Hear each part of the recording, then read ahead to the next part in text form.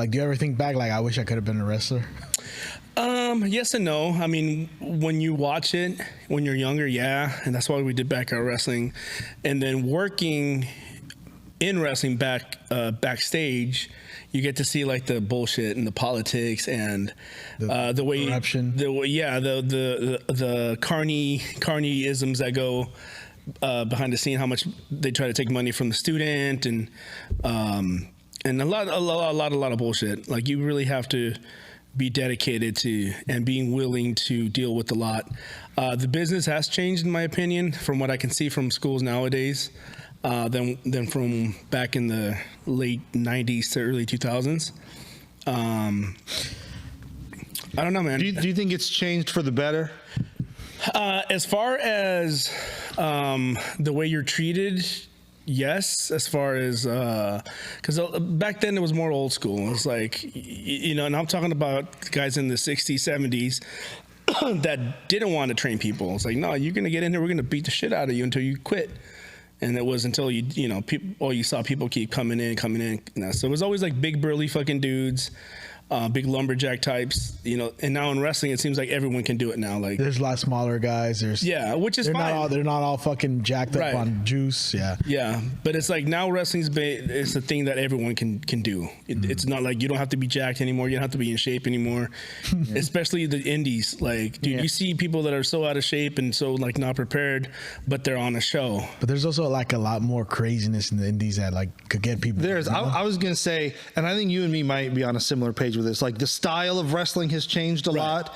Like, you look at like the Attitude Era, and you'd have something like the TLC matches, and it'd be the craziest match you've ever seen. And now it seems like every single match tries to do that. Right. And I do still love wrestling, but there's a lot of wrestling that's just kind of cringy for me to watch now, because when I was getting into wrestling, even though we all knew it was fake, they still wrestled like they were trying to make it real. Like, you could believe this is a real match going on. Right. And now it's just flippy dippy stuff with no psychology. Right. People will get hit with stuff, immediately get back up. You'll see people sitting there waiting to catch the dude as he does the punch. Like, they don't try to make it look real anymore. Right. And that I hate that. And it's funny because I grew up watching Lucha Libre, which a lot of it is considered that doesn't have a lot of psychology and people flips, all that stuff. But even that has its pace.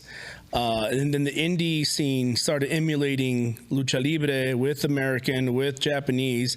But I'll give you an example. There was a promotion called, I don't know if they're still around, Pro Wrestling Guerrilla. Are they still? They are. They haven't done a show in a while. The owner tweeted out that there's like a medical thing going on with his wife, and so he hasn't been promoting shows, but they're still around. So yeah, so it's an indie company that started when it was mid 2000s, early 2000s, something like that.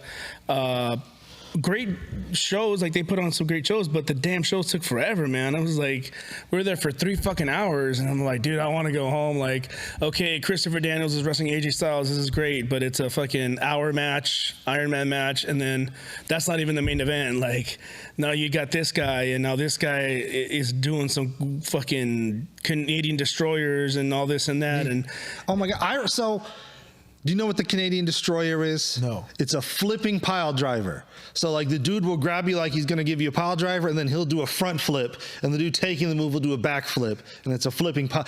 It used to be the dopest fucking move. In like 2004, 2005, when Petey Williams first started doing it, it was the most amazing thing you'd ever seen.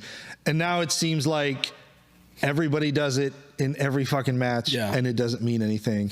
Same thing with like dives, like I'll be watching Raw or whatever. Every fucking match has a dive to the outside, and it's like it doesn't. Like, the more you do something, the less it means. Like, nothing means anything anymore. Yeah, there's too much of a lot going on. Even watching WWE here and there, or even AEW, just even getting in the ring, everyone has to have their own little thing that they do in the ropes or on the side before they even get in. Like, no one actually gets in the goddamn ring like anymore. Like, just walk in there.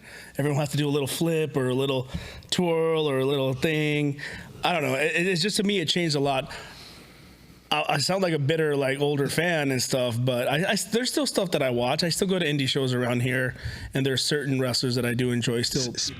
Did you know that the Voice Party has merch? T-shirts, hoodies, wall clocks, bath mats, even mini skirts. We will throw our logo on absolutely anything. Click the link in the description below and pick up some Voice Party merch today.